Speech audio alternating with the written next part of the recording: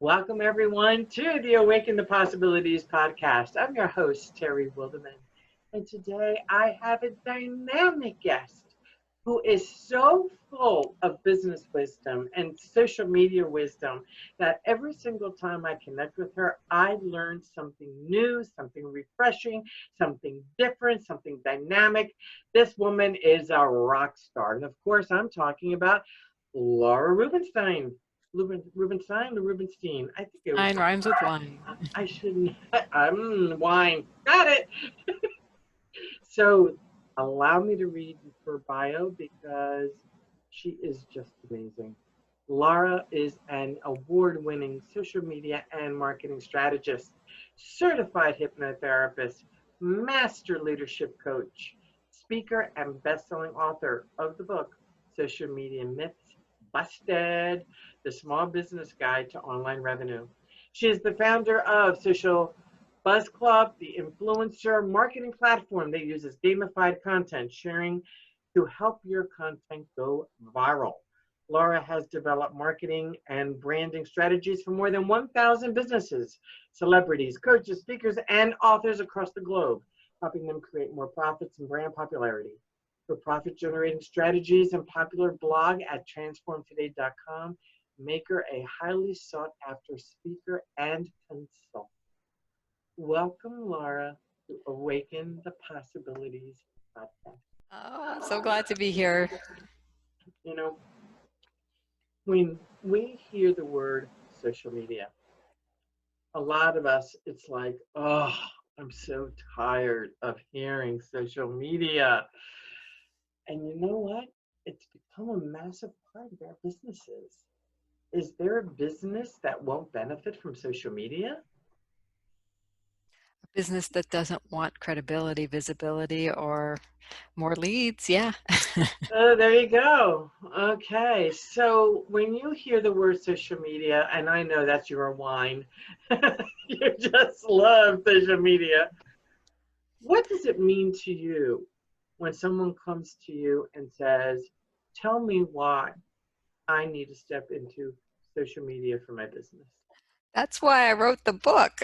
I know. Social media myths busted, because I kept hearing people, it's so, all these things they have going on in their head about it. Like, it wastes so much time and there's so much blah, blah, blah there, and I can't make any money. And those are all myths, and that we bought into as, I would say, not aware business owners of the possibility here, and they haven't made it fun yet.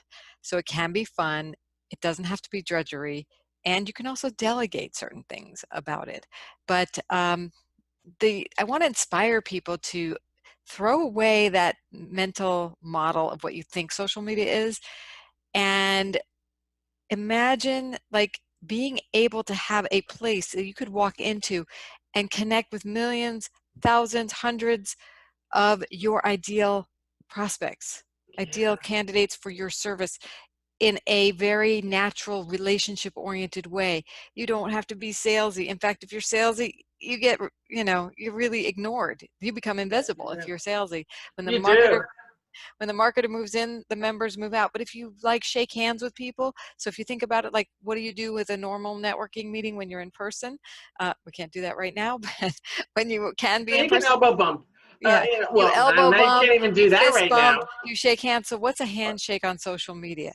It's a like, it's a comment, it's a accepting a friend request, it's a follow. So those are the that's like a handshake. And then Wow. do what you normally do in networking meetings. You want to get to know people. Like on LinkedIn, you're going to want to connect with people just because you're curious about them and learn about them.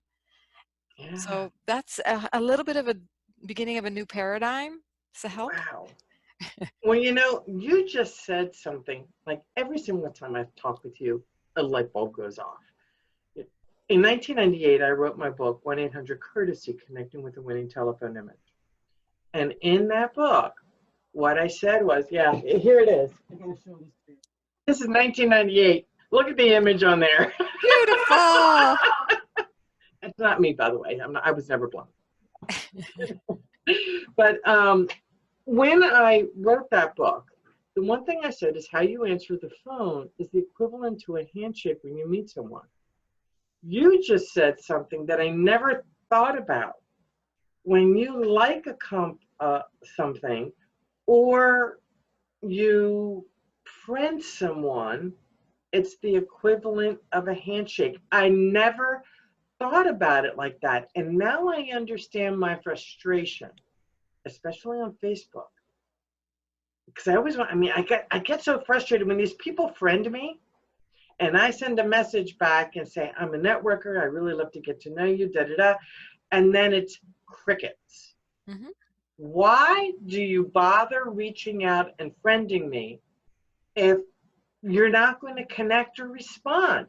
It doesn't make sense. And what I will do is, after a while, I will go through my messages, and if that person, or if a person, there's a lot of them, haven't responded to my message of networking, I just unfriend them, because why bother having them as a friend on Facebook or LinkedIn? It's very wise of you to have messaged them. Is that before you accept their friendship or after? It's usually after. Yeah. And believe it or not, I do something that you're going to connect with, but other folks may not. I muscle test every single one. Mm-hmm. And there are times, and when I muscle test, it's because when I say muscle test, the body has a wisdom, and we'll talk about intuitive wisdom in just a little bit with social media, but the body has a wisdom, and it's something that I use in helping business owners heal and get rid of the emotional baggage. And I use it to muscle test when something is right or not right for me. And I have muscle tested people who have friended me where no matter how I ask the question, am I meant to friend them? Am I not meant to friend them? And da-da-da-da-da. It always keeps coming up no matter how I do it, and I won't accept their friendship. However, there are folks that have accepted, which is why it surprises me when I see that they don't respond. So what's up with that, Laura? Well, I can't tell you what other people are thinking and why they're doing that. And some of them may be spammers or not real. But and it's a good way to weed them out. The way you're doing it is send them a message. If they don't message back, unfriend them. I love that strategy. Now, instead of doing body wisdom, which some people don't know how to do. Yeah, they don't know how to do that. You can check for a couple of things. First of all, go click on their profile, see if they've posted in a while. If they haven't, forget it. Right. Actually, you may not be able to see if they're keeping it hidden. So once you accept their friend request, if they haven't, then unfriend them, because that means they're a spammer. They're not really into posting. Why would you want to connect with them? If they don't have a profile picture, if they don't have any posts, and they don't have anything filled out on their about section about who they are, what they do, and look at how many friends they have. So if it's a lot or a little, it depends. If they have a lot and they're posting a lot, makes sense. If they have a lot and they're posting nothing, they're a spammer. Okay, so this is your body wisdom will verify this. But if you don't have the body wisdom, you can create a little checklist in your mind, and if 2 out of the 3 are like, nope, they're not posting anything, they have too many friends, they're out of there. Or they don't have an about section. You're talking about friends, and what I ask, what compelled you to reach out to me? And it drives me crazy when they come back with, well, we have so many friends in common. If that's the reason why you want to connect with me, then there's something wrong. I don't really care how many friends you have. So, you can ask one more question, give them, a second chance, saying, so what's important about us having so many friends in common that makes you want to be? Yeah, and you know what? I have not done that. So I would be curious to know what people are saying, especially if you did this to 20 or 30 people, and see if you got a few people. Yeah, to get follow up, and they say, we're just connected to a lot of people. So I might, if it was me and that's why I was doing it, I might say, we're connected to a lot of people, and you might have something interesting to me that I'd like to learn from you, because all these people are very interesting people, so is that shorthand for that? I don't know. It could be, we can give them a benefit of the doubt, and then you could say, and you could have some standard things that you can cut and paste back, as long as you're not doing too many at a time. because Facebook will notice if you're cutting and pasting into their system, and they will put you in Facebook jail. Make no mistake about it for doing whatever. And we don't know exactly what they will and won't do, but so be careful. And that's the part that bothers me with Facebook. You don't know what the transgression is when you're put in Facebook jail, which isn't fair to the consumer, because we don't know what you did. We don't know what we did wrong. Well, as a marketer, we know that Facebook is owned by Facebook. I do not own Facebook. I do not own anything that I put on Facebook, okay? So be very cautious and conservative with your use of it. Do read their community rules and terms and guidelines, because you will be enlightened, and you may be like, oh, I didn't know that was against the terms. It's not fun reading. I apologize, but it's not, it is what it is. So I always err on the side of being very conservative with what I post on Facebook, because I don't want to get shut down, because I do value using the service and the platform. But at the same time, never ever build your business on rented land, what we call rented land. This is I love that. Land. Yeah. Make sure you have your own platform, whether it's your own course, your own email list, your own website, or a combination of those things. You want to eventually capture your community into one of the things you do own. Wow. That's brilliant. I really, really like that. Like I said, I always learn something new from you. I really do. I never thought of Facebook as being rented land, but in fact, that is so true. It's true for all the networks. It's not just Facebook. It's any network. They can change the rule at any time. They can start charging you. They can kick you out and evict you. You don't own it. They can take away all your followers. They can shut down your Facebook pages. We know people who have had this done to them. So don't be a victim. Be proactive. Use it wisely and conservatively, and then appropriately to drive traffic to where you want people.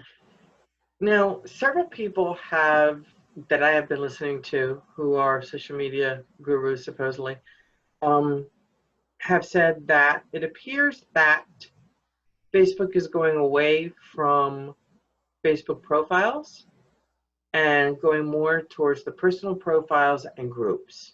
You mean Facebook business pages? Yes. Okay. No. So I'm not sure what you mean in terms of that. Well, there's very little on the Facebook business pages, on the fan pages, whatever, they're called these days. It's really hard to interact on those. Yes. Okay. So here's the yes and the no, or the no and the yes. So no, they're not getting rid of the pages. If you want any traction on your pages, you have to pay. It is a pay-to-play game. So, and the only way you can advertise on Facebook is to have a Facebook page, a business page. Okay, you can't just have a profile and then use their advertising platform. So pages are not going away, because all their revenue is based upon that. Income. Yeah. That being said, they're putting a higher focus on groups, because that's where the engagement is really happening. So the Facebook page is where you source your advertising from. And if you're not using advertising, then don't use Facebook pages. They're not going to do you a whole lot of good, except for the fact that if you drive people to your Facebook page from your website, okay, you have to have credibility. You need to be posting there just to have something there. There probably won't be a lot of interaction if you're not paying for it, okay? If you want interaction and build a community, most people now are advising and engaging and creating Facebook groups. And eventually you'll start seeing ads, if not already, in the Facebook groups. We're already seeing, all kinds of things. But remember, this is a free platform for users, but you have to put up with ads in more creative ways that Facebook is allowing advertisers to do that.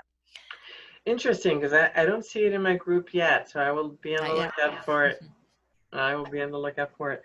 So, Laura, one of the things about leadership and wisdom and social media is being smart about how to use it. What do you see from an intuitive perspective? And, I'm all about intuition. That's the name of the university, Intuitive Leadership University. From an intuitive perspective with social media, what is the bottom line piece in connecting leadership, social media, and intuition in your world? I think about this a lot, actually, and I've talked about this for years a lot. So as a leader, when you go to post on social media, do a gut check, do that intuitive check. Is what you're about to post valuable, important, and reflective of who you are as a leader? You know, is it modeling your highest leadership, and is it modeling something you want others to do? You know, that whole thing about leadership. If it's not, don't post it. You know, I like to say use social media for social good. So, you know, if you want to rant, it is not the place that a leader rants. A leader rants in private, right? It I is love that. if you want to forward the conversation in something in a diplomatic, proactive, and inspiring way, then yes. Okay. So you have to do your own internal processing first before you go post. Don't use social media to process your emotions. I love what you are saying, because you're right. Some of these folks who go on these rants, I have to admit, I just go, whoa. You know, it pushes me back a bit, and I question leadership and influencer. Leadership and influencer. And I was just asked this question recently. Not all influencers are leaders. Correct. If you really think about it, not all influencers are leaders. So we have negative leaders and we've got positive leaders. An influencer, to me, is someone who just tends to be popular, okay, who has the ability to influence people regardless of whatever the topic is. They just have a charisma, they have a way about them that influences people, but it does not necessarily mean that they're either a positive or a negative leader. And I would like to see that the leadership step up. The leaders here watching today step up and start to overwhelm the influencers who are not leading. You know, let's put the content on in a compelling way that, you know, drowns out the influencers who are just festering, you know, negative or, you know, influencing it, moving us in a non-positive direction. So I'd like to see more positive influencers, leaders to be developed. And that's, you know, what I'm passionate about helping people do is bringing out their message, making the impact they want, using social media in a very positive, powerful, and impactful way. And that's why I'm creating Intuitive Leadership University. Intuitive Leadership University is about getting these stressed out entrepreneurs who really are leaders, but they're so stressed out that they can't, you know, they sort of lose their mojo, and helping them leap off that stress hamster wheel into calm, ease, and flow that leads them to become into unstoppable intuitive leaders and practical business mystics. You know, and people say, you know, what's a practical business mystic? A practical business mystic is someone who integrates the practical, tactical, and logical with the emotional, the energetic, the spiritual, the intuitive. When you integrate all of it, guess what? You become unstoppable. You become unstoppable. Amen. So I think that's a great note to basically say, Laura, you are going to come back, right? I'm never far away. Yes, I know you're not. And as a member of Intuitive Leadership University, I'm very grateful to you and the work that you do. I'm very grateful for what you do with many of the different organizations, of which I'm a part of a couple of them, the Women Speakers Association. I see you do such tremendous work with them. And I'm very, very grateful to you for being the leader that you are in the social media space, because we need more people like you. And I'm thrilled that you are going to be sharing that information, knowledge, and wisdom I can't wait. at Intuitive Leadership University. So to my listeners, thank you so very much for being a part of today and listening in. And you know, we always bring you quality information from amazing, amazing people. So I look forward to sharing with you even more amazing information next time. to your success and have your best week ever. Thank you again, Laura. Welcome. Bye for now. Bye.